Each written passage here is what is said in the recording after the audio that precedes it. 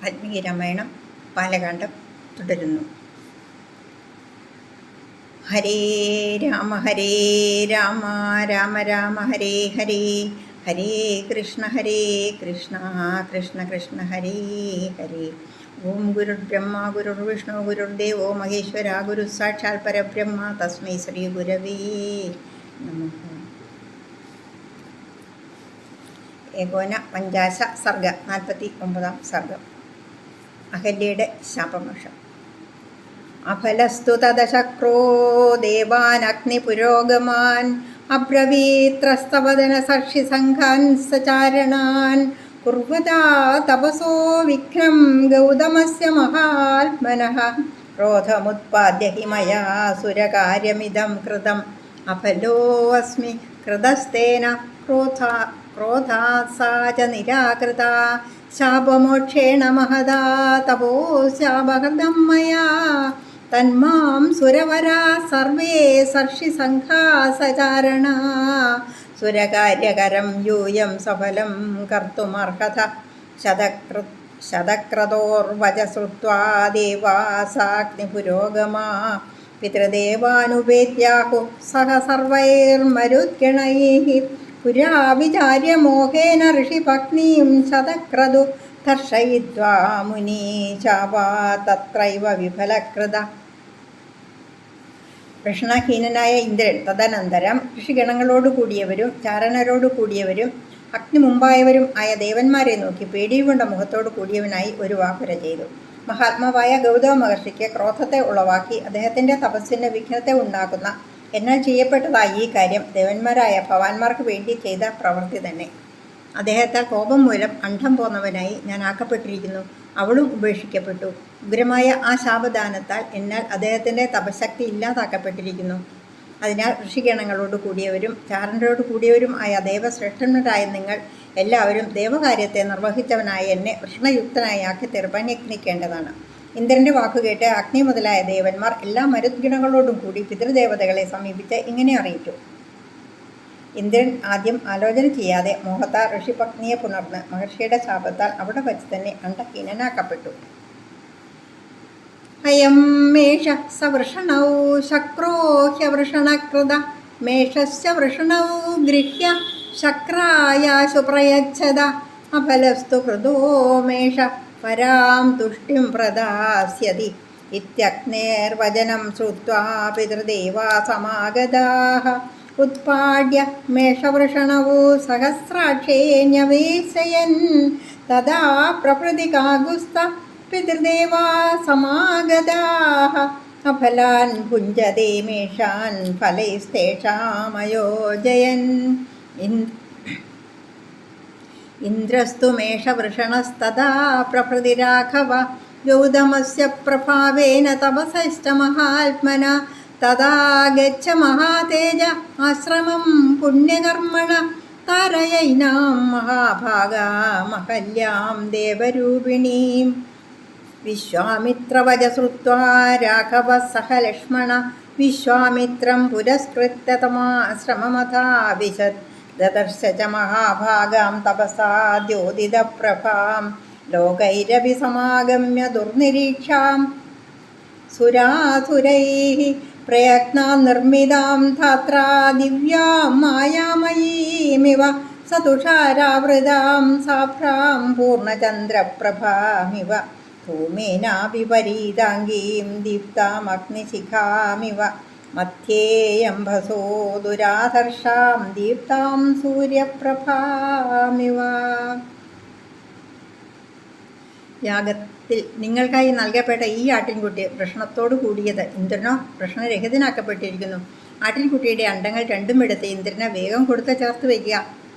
വൃഷണഹീനനാക്കപ്പെട്ട ആട്ടിൻകുട്ടിയാകട്ടെ നിങ്ങൾക്ക് മഹത്തായ തൃപ്തി നൽകുമാറാകും. ഇന്ദ്രിവടികളുടെ സന്തുഷ്ടിക്ക് വേണ്ടിയും യാതൊരു മനുഷ്യർ വൃഷണരഹിതമായ ആട്ടിൻകുട്ടിയെ നിങ്ങൾക്ക് പ്രദാനം ചെയ്യുന്നുവോ അവരും അപ്രകാരം തന്നെ തൃപ്തിയെ നൽകുന്നവരായി തീരുമാറാകട്ടെ. ഇപ്രകാരം അഗ്നിയുടെ വാക്കുകേട്ട് പിതൃദേവന്മാർ എല്ലാവരും കൂടി ആട്ടിൻകുട്ടിയുടെ 2 വൃഷണങ്ങളെയും പറിച്ചെടുത്ത് ഇന്ദ്രങ്ങൾ ചേർത്തു. കാകുസ്ത അതുമുതൽക്ക് പിതൃദേവന്മാർ ഒന്നിച്ചുകൂടി വൃഷണമില്ലാതാക്കപ്പെട്ട ആട്ടിൻകുട്ടികളെ ഭുജിച്ചു വരുന്നു. അവയെ ദാനം ചെയ്ത ഫലത്താൽ ദാനം ചെയ്തവരെ സമ്പന്നരാക്കുകയും ചെയ്തു വരുന്നു. ഹേ രാഘവ, ദേവേന്ദ്രനും അതുമുതൽക്ക് തന്നെയാണ് മഹാത്മാവായ ഗൗതമമുനിയുടെ തപോമഹിമയാൽ മേഷവൃഷണനായി തീർന്നത്. ആയതുകൊണ്ട് മഹാമഹിമയോട് കൂടിയ ഹേ രാമ, പുണ്യശാലിയായ ഋഷിയുടെ ആശ്രമത്തിലേക്ക് വരിക. മഹാഭാഗ്യവതിയും ദേവസ്ത്രീ പോലെ അഴകാർന്നവളും ആയ അഹല്യയെ ഈ കൊടിയ ശാപഫലാനുഭവത്തിൽ നിന്നും മോചിപ്പിച്ചാലും. വിശ്വാമിത്ര മുനിയുടെ വാക്ക് കേട്ട ശ്രീരാഘവൻ ലക്ഷ്മണനോടും കൂടി വിശ്വാമിത്ര മഹർഷിയെ മുമ്പിലാക്കിക്കൊണ്ട് ഉടനെ ആ ആശ്രമത്തിൽ പ്രവേശിച്ചു. തത്സമയം തപസ്സുകൊണ്ട് വിലസുന്ന കാന്തിയോട് കൂടിയവളായി, ലോകരാലും ദേവാസുരന്മാരാലും അടുത്തു ചെന്നിട്ടും കാണാൻ സാധ്യപ്പെടാത്തവളായി, ബ്രഹ്മാവിനാൽ ശ്രമപ്പെട്ട് ഉളവാക്കപ്പെട്ടവളായി, മായാനിർമ്മിത എന്ന പോലെയുള്ളവരായി, അതിമാനുഷരൂപയായി, മഞ്ഞുകൊണ്ട് മൂടപ്പെട്ട് മേഘത്താൽ മറയ്ക്കപ്പെട്ട മുഴുമതി കാന്തി പോലെയുള്ളവളായി, പുക കൊണ്ട് മൂടപ്പെട്ടതെങ്കിലും ഉജ്ജ്വലിക്കപ്പെട്ട അഗ്നിജ്വാല പോലെയുള്ളവളായി, വെള്ളത്തിന് നടുവിൽ പ്രതിബിംബിച്ച മിന്നുന്ന എതിരില്ലാത്ത സൂര്യകാന്തി പോലെയുള്ളവളായി ആ മഹാഭാഗ്യവതിയെ കാണുകയും ചെയ്തു. സാഹി ഗൗതമവാക്യേന ദുർനിരീക്ഷാ ബഭൂവഃ ത്രയാണാമപി ലോകാനാം യാവദ്രാമസ്യ ദർശനം ശാപസ്യാന്തമുപാഗമ്യ തേഷാം ദർശനമാഗതാ. രാഘവൗ തു തതസ്തസ്യാ പാദൗ ജഗ്രഹതുസ്തദാ സ്മരന്തി ഗൗതമവചഃ പ്രതിജഗ്രാഹ സാ ച തൗ പാദ്യമർഘ്യം തഥാതിഥ്യം ചകാരസു സമാഹിതാ. പ്രതിജഗ്രാഹകാഗുസ്തോ വിധിദൃഷ്ടേന കർമ്മണാ പുഷ്പവൃഷ്ടിർമഹത്യാസീദേവദുന്ദുഭിനിസ്വന ഗന്ധർവാപ്സരസാം ചാവി മഹാനാസീ സമാഗമ. സാധു സാധ്വിതി ദേവാസ്താമഹല്യാം സമപൂജയൻ തപോബലവിശുദ്ധാംഗീം ഗൗതമസ്യ വശാനുഗാം. ഗൗതമോ ഹി മഹാതേജ അഹല്യാ സഹിതഃ സുഖീ രാമം സംപൂജ്യ വിധിവത് തപസ്തേവേ മഹാതപാ. രാമോऽപി പരമാം പൂജാം ഗൗതമസ്യ മഹാമുനേ സകാശാദിധിവത് പ്രാപ്യ ജഗാമ മിഥിലാം തഥാ. അവളാകട്ടെ ഗൗതമ വാക്യ വൈഭവത്താൽ ശ്രീരാമൻ്റെ ദർശനം ഉണ്ടാകുന്നതുവരെ 3 ലോകനിവാസികൾക്കും കാണുവാൻ സാധിക്കാത്തവളായിരുന്നു. ശാപത്തിൻ്റെ അവസാനം എത്തിയതിനാൽ അവരുടെ ദൃഷ്ടിയിൽ കാണപ്പെട്ടു ആശ്ചര്യം. അനന്തരം ശ്രീരാഘവന്മാരിരുവരും ആ സമയം അവളുടെ കാലടികളെ തൊട്ടു വണങ്ങി. അവളും ഗൗതമമുനി പറഞ്ഞ വാക്കിനെ സ്മരിച്ചുകൊണ്ട് അവരിരുവരെയും അംഗീകരിച്ചു. അതിജാഗ്രതയോട് കൂടിയവളായി പാദ്യവും അർഘ്യവും അപ്രകാരം തന്നെ അതിഥി പൂജയും നൽകി. കാകുസ്ഥൻ ശാസ്ത്രവിഹിതമായ മുറ പോലെ പൂജയെ അംഗീകരിച്ചു. പെരുതായ പൂമാരി ചൊരിഞ്ഞു. ദേവന്മാരുടെ ദുന്ദുഭി മുഴക്കവും ഗന്ധർവന്മാരുടെയും അപ്സര സ്ത്രീകളുടെയും വരവും ഏറെ ഉണ്ടായി.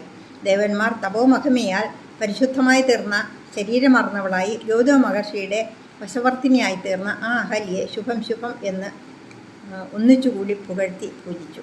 മഹാതേജസ്വിയായ ഗൗതമമുനിയും അഹല്യാസമേതനായി സുഖം പൂണ്ടവനായി ശ്രീരാമനെ ശാസ്ത്രമുറപ്രകാരം നന്നായി പൂജിച്ച് മഹാതപസ്സു കൈക്കൊണ്ടവനായി തപസ്സു ചെയ്തു. ശ്രീരാമനും ഗൗതമ മഹർഷിയുടെ പക്കൽ നിന്നും ശാസ്ത്രപ്രകാരം ഉത്കൃഷ്ടമായ സൽക്കാരത്തെ ലഭിച്ച ഉടനെ മിഥിലാപട്ടണത്തിലേക്കായി ചെന്നു. ഇത്യാർഷേ ശ്രീമദ് രാമായണേ വാൽമീകി ആദികാവ്യേ ബാലകാണ്ഡേ ഏകോനപഞ്ചാശ സർഗ 49 സർഗം സമാപ്തം. ഇനി 50 സർഗ 50 സർഗം. മിഥിലാ നഗരത്തിൽ പ്രവേശിക്കുന്നത്. തഥാ പ്രാഗുത്തരാം ഗത്വാ രാമസൗമിത്രിണാ സഹ വിശ്വാമിത്രം പുരസ്കൃത്യ യജ്ഞവാടമുപാഗമത്. രാമസ്തു മുനി ശാർദൂലമുവാച സഹ ലക്ഷ്മണ സാധ്വീ യജ്ഞസമർത്ഥിഃ ജനകസ്യ മഹാത്മനാ ബഹൂനീഹ സഹസ്രാണി നാനാദേശനിവാസിനാം ബ്രാഹ്മണാനാം മഹാഭാഗവേദാധ്യയനശാലിനാം ഋഷിപാടാശ്ച ദൃശ്യന്തേ സകടീശതസങ്കുലാ. ദേശോ വിധീയതാം ബ്രഹ്മൻ യത്ര വത്സ്യാമഹേ വയം. രാമസ്യ വചനം ശ്രുത്വാ വിശ്വാമിത്രോ മഹാമുനി നിവേശമകരോദ്ദേശേ വിവിക്തേ സലിലായുധേ. വിശ്വാമിത്രമനുപ്രാപ്തം ശ്രുത്വാ സ നൃപതിസ്തദാ ശതാനന്ദം പുരസ്കൃത്യ പുരോഹിതമനിന്ദിതം പ്രത്യുജ്ജഗാമ സഹസാ വിനയേന സമന്വിത. ഋത്വിജോऽപി മഹാത്മാനസ്ത്വർഘ്യമാദായ സത്വരം വിശ്വാമിത്രായ ധർമ്മേണ ദുർമന്ത്രപുരസ്കൃതം പ്രതിഗൃഹ്യതു താം പൂജാം ജനകസ്യ മഹാത്മന പപ്രച്ഛ കുശലം രാജ്ഞോ യജ്ഞസ്യ ച നിരാമയം. അവിടെ നിന്നും ശ്രീരാമൻ സൗമിത്രിയോടും കൂടി വിശ്വാമിത്ര മഹർഷിയെ അനുവർത്തിച്ചുകൊണ്ട് വടക്ക് കിഴക്ക് ദിക്കിനെ നോക്കിച്ചെന്ന് യാഗശാലയിൽ വന്നെത്തി. ശ്രീരാമനും ലക്ഷ്മണസഹിതനായി മുനിശ്രേഷ്ഠനോടായി ഒരു ചെയ്തു. മഹാത്മാവായ ജനക മഹാരാജാവിൻ്റെ യാഗത്തിനുള്ള ഏർപ്പാട് ഉത്തമമായിരിക്കുന്നുണ്ടല്ലോ. അല്ലയോ മഹാഭാഗ്യവാനെ, നാനാദേശങ്ങളിലും വസിക്കുന്നവരും വേദങ്ങളെ പഠിച്ചറിഞ്ഞ പുകഴാർന്നവരും ആയ ബ്രാഹ്മണന്മാരുടെ അനേകം സഹസ്രങ്ങൾ ഇവിടെ ഉണ്ട്.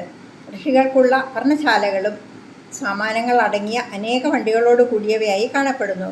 സ്വാമിൻ, എവിടെയാണ് നാം വസിക്കേണ്ടത്? സ്ഥലം ഏതെന്ന് കൽപ്പിക്കപ്പെടട്ടെ.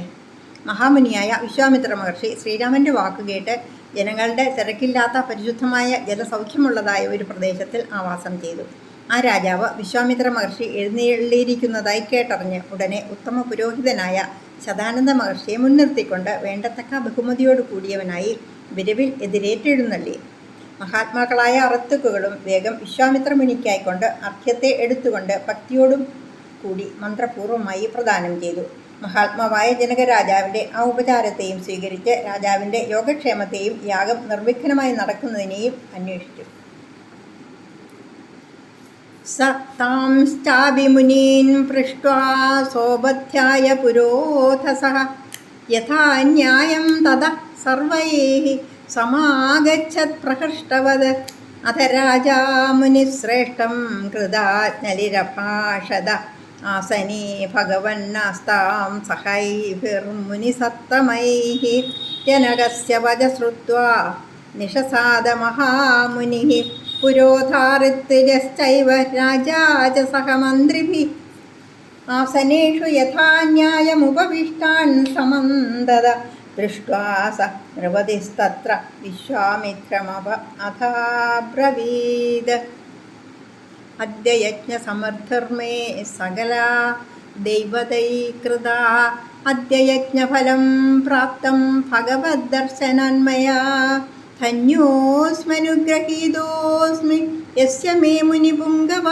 യജ്ഞോ വസദനം ബ്രഹ്മൻ പ്രാപ്തോऽസി മുനിഭിഃ സഹ.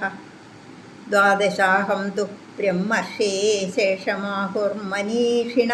തതോ ഭാഗാർത്ഥിനോ ദേവാൻ ദ്രഷ്ടുമർഹസി കൗശിക. ഇത്യുക്താ മുനിശാർദൂലം പ്രഹൃഷ്ടവദനസ്തദാ പുനസ്തം പരിവപ്രച്ഛ പ്രാജ്ഞലി പ്രണതോ നൃപ. അദ്ദേഹം പുരോഹിതന്മാർ, ഋത്തിക്കുകൾ ഇവരോട് കൂടിയ ആ മുനിമാരോട് തക്ക പോലെ കുശലം ചോദിച്ച് പിന്നെ എല്ലാവരോടും കൂടി സന്തോഷപുരസരം കൂടിച്ചേർന്നു. പിന്നെ അരജൻ കൈകൂപ്പിക്കൊണ്ട് മുനിശ്രേഷ്ഠനോടായി അരുൾ ചെയ്തു. സ്വാമി, ഈ മുനിശ്രേഷ്ഠന്മാരോട് കൂടി ആസനത്തിൽ ഉപവേശിച്ചാലും. ജനക മഹാരാജാവിൻ്റെ വാക്കുകേട്ട് മാമുനി ആസനത്തിൽ ഇരുന്നു. പുരോഹിതന്മാരും ഋത്തിക്കുകളും മന്ത്രിമാരോടും കൂടി രാജാവും അപ്രകാരം തന്നെ ആസനങ്ങളിൽ ഉപവേശിച്ചു. ആസനങ്ങളിൽ മുറ പോലെ അവിടെ ചുറ്റും എല്ലാവരും ഇരുന്നതായി കണ്ട ശേഷം ആ സമയം ആ രാജാവ് വിശ്വാമിത്ര മുനിയോടായി ഇപ്രകാരം ഒരു ചെയ്തു. ഇപ്പോൾ മാത്രമാണ് എൻ്റെ യാഗത്തിനുള്ള ഏർപ്പാട് ദേവന്മാരാൽ പരിപൂർണമാക്കപ്പെട്ടത്. അവിടുത്തെ ദർശനത്താൽ ഇപ്പോഴാണ് യാഗത്തിൻ്റെ ഫലം എന്നാൽ പ്രാപിക്കപ്പെട്ടത്. ഹേ മുനിശ്രേഷ്ഠ, സ്വാമി, യാതൊരു ഇവൻ്റെ യാഗശാലയിൽ മുനികളോടും കൂടി നിന്തിരുപടി എഴുന്നള്ളി. അക്കാരണത്താൽ ഞാൻ മനോരഥം സാധിച്ചവനായി ഭവിച്ചിരിക്കുന്നു. ഞാൻ അനുഗ്രഹിക്കപ്പെട്ടവനായി തീർന്നിരിക്കുന്നു. ഹേ ബ്രഹ്മർഷി, പണ്ഡിതന്മാർ യാഗപൂർത്തിക്ക് 12 ദിവസം മാത്രം ബാക്കിയുണ്ടെന്ന് പറയുന്നു. അല്ലയോ കുശികസുത, അതിൽ പിന്നെ ഹവിർഭാഗത്തെ ഇച്ഛിക്കുന്നവരായ ദേവന്മാരെ കാണുവാൻ അവിടുന്ന് അർഹനാകുന്നു. ഇപ്രകാരം മുനിപുങ്കവനോടായി ഉര ചെയ്ത ശേഷം പ്രസന്നമുഖനായി രാജാവ് അഞ്ജലിബദ്ധം ചെയ്തുകൊണ്ട് വണക്കത്തോടെ ആ സമയം വീണ്ടും അദ്ദേഹത്തിനോടായി വിശേഷവിധിയായി ചോദ്യം ചെയ്തു.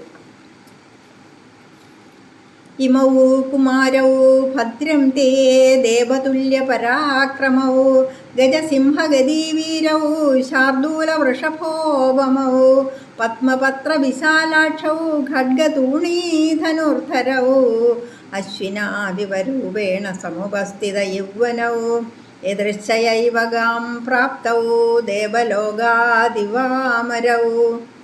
പുണ്ടരീകവിശാലാക്ഷൗ പുണ്ടരീക വിശാലാക്ഷൗ വരായുധധരാവുഭൗ ബദ്ധഗോധാങ്കുലിത്രാണൗ ഖഡ്ഗവന്തൗ മഹാദ്യുതി കാകപക്ഷധരൗ വീരൗ കുമാരാവിവ പാവകീ രൂപൗദാര്യഗുണൈഃ പുംസാം ദൃഷ്ടിചിത്താപഹാരിണൗ പ്രാകാശം കുലമസ്മാകം മാമുധർത്തു ഇഹാഗതൗ കഥം പദ്ഭ്യാമിഹ പ്രാപ്തൗ കിമർത്ഥം കസ്യ വാമുനി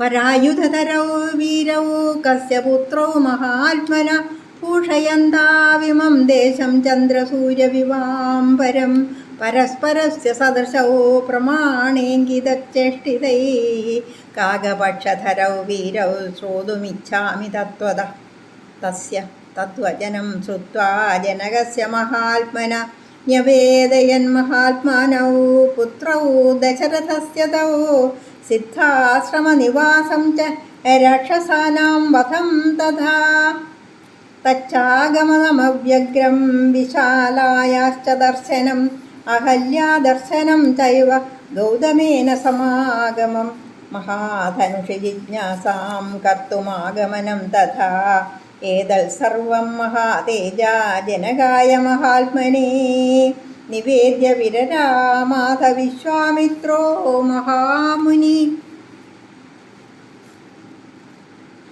ദേവതുല്യ പരാക്രമന്മാരും ആന, സിംഹം ഇവയുടെ ഗതിയോട് കൂടിയവരും നരിക്കും കാളയ്ക്കും ഒത്ത ദൃഷകായന്മാരും പത്മദളം പോലെ വിശാല നേത്രങ്ങളാർന്നവരും വാൾ, ആവനാഴി, വില്ല് എന്നിവ ധരിച്ചവരും അഴകിൽ അശ്വിനീ ദേവന്മാർക്കൊത്തവരും യൗവനദശയെടുത്ത രാജകുമാരന്മാരും ദേവലോകത്തിൽ നിന്നും ഭാഗ്യവശാൽ തന്നെ ഭൂലോകത്തിലേക്ക് എഴുന്നള്ളിയവരായ 2 ദേവന്മാർ പോലെ ഉള്ളവരും താമരപ്പൂ പോലെ വിടർന്ന നേത്രങ്ങളോടു കൂടിയവരും ഉത്തമങ്ങളായ ആയുധങ്ങൾ ധരിച്ചവരും ഉടുമ്പിൻ തോൽ കൊണ്ടുള്ള കൈവിരലുള്ള ഉറകൾ ധരിച്ചവരും വാൾ ധരിച്ചവരും അതിതേജസ്സുകളും പാർശ്വങ്ങളിൽ വെട്ടുകുടുമ ധരിച്ചവരും അഗ്നിയിൽ പിറന്ന കുമാരന്മാരായ സ്കന്ദ വിശാഖന്മാരെ പോലെ വീരന്മാരും സൗന്ദര്യ ഔദാര്യാദി ഗുണങ്ങളാൽ ജനങ്ങളുടെ നയനങ്ങളെയും ചിത്തങ്ങളെയും അപഹരിക്കുന്നവരും ഞങ്ങളുടെ കുലത്തിനുള്ള കീർത്തിയെയും എന്നെയും ഉയർത്തുവാനായി ഇവിടെ എഴുന്നള്ളിയിരിക്കുന്നവരും ആയ ഈ 2 പേരും എങ്ങനെയാണ് കാൽനടയായി ഇവിടെ വന്നത്?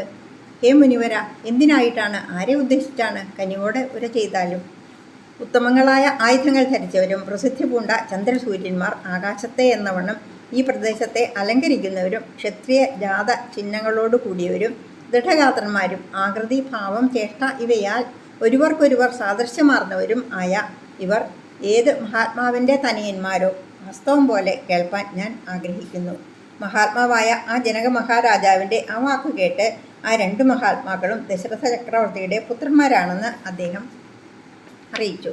പിന്നെ സിദ്ധാശ്രമത്തിൽ വസിച്ചതിനെയും അപ്രകാരം തന്നെ രാക്ഷസന്മാരുടെ വധത്തെയും ആ രാക്ഷസന്മാരുടെ വധത്താൽ നിർഭയമായ യാത്രയെയും വിശാല നഗരത്തിൻ്റെ കാഴ്ചയെയും അഹല്യയ്ക്ക് ദർശനം കൊടുത്ത സംഗതി മുഴുവനും ഗൗതമ മഹർഷിയുമായി ചേർന്നതിനെയും അനന്തരം മഹത്തായ വില്ലിൻ്റെ സംഗതിയിൽ എങ്ങനെയുള്ളതെന്ന് കണ്ടറിയുവാനുള്ള ആഗ്രഹത്തെ നിറവേറ്റുവാനായി അവിടെ എഴുന്നള്ളിയതിനെയും ഇതെല്ലാം മഹാതേജസ്വിയായ വിശ്വാമിത്ര മഹർഷി മഹാത്മാവായ ജനക മഹാരാജാവിനോട് അറിയിച്ച ശേഷം വിരമിച്ചു. ഇത്യാശേ ശ്രീമദ് രാമായണേ വാൽമീകിയെ ആദികാവ്യേ ബാലകാണ്ഡേ 50 സർഗം 50 സർഗം സമാപ്തം. നമസ്തേ.